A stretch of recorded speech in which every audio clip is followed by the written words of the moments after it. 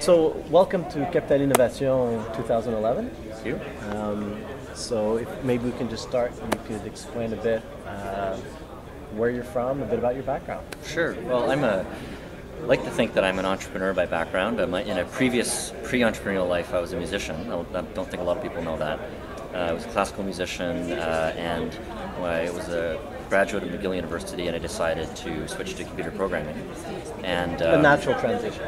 yeah, I like to type. I type really fast, so I could code really fast too.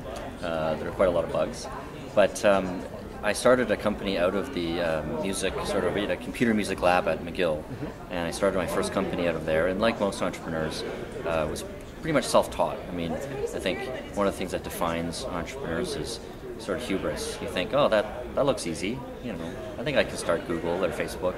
And of course, it's much more difficult when you actually do it. But if you didn't have that hubris, you would never start the company. Right. So I started a company. It was called Hardboiled Egg, believe it or not.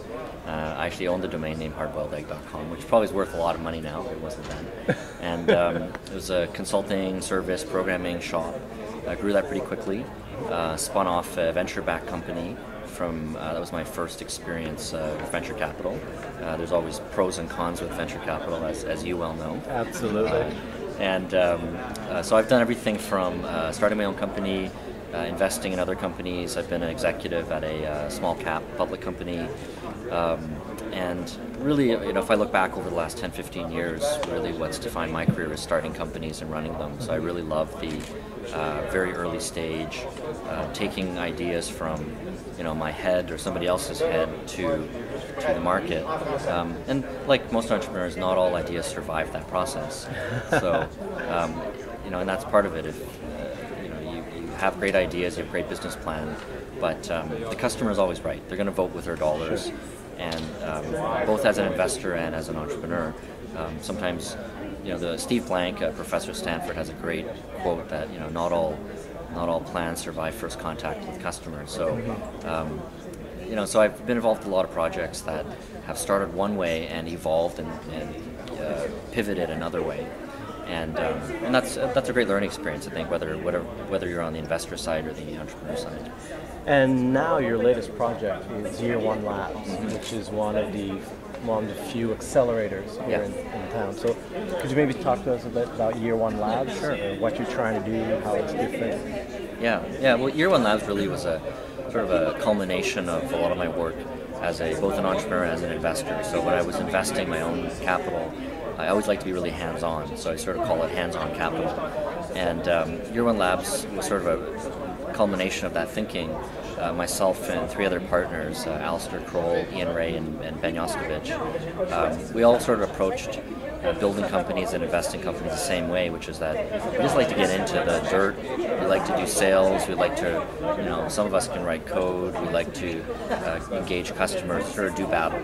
And so we thought we'd like to start an incubator which really focuses on that hands-on, day-to-day work. We sometimes call it co-creation because I think the best way to be an investor is to be on the same side of the table as the entrepreneur, especially if you're in early stage.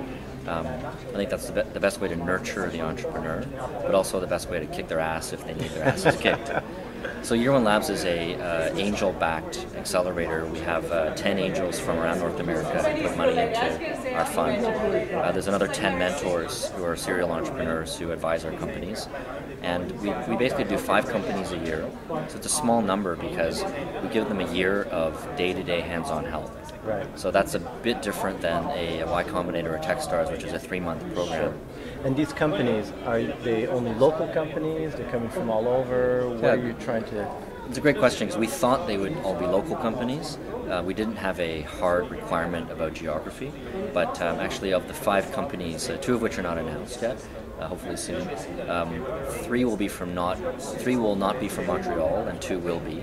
Okay. And that was, again, we didn't set out to recruit from faraway places, but we really key off of the entrepreneurs. So if we meet a fantastic entrepreneur, like one of our first deals was a guy in San Diego, and he was just great guy. He wanted a year to build an idea that we really loved, and he thought moving to Montreal would actually make a lot of sense because it's not only a vibrant community, but it's also away from the distractions of friends and family in San Diego. And we don't know whether he'll stay here. I think that even if he doesn't, it's great for the community. But there's a good chance he will because the community's really embraced him. He's met co-founders here. He may raise capital here. You never know. And so we're probably a little bit different. Well, actually, I think we're different than Canadian incubators that way. But I know with Techstars, people were moving to Boulder. Y Combinator, there's Canadians at Y Combinator. So sure. Great. Well, hopefully you'll see some good entrepreneurs here at Capital Innovation. Excellent. Thanks for your time, Raymond. Thanks, Sam.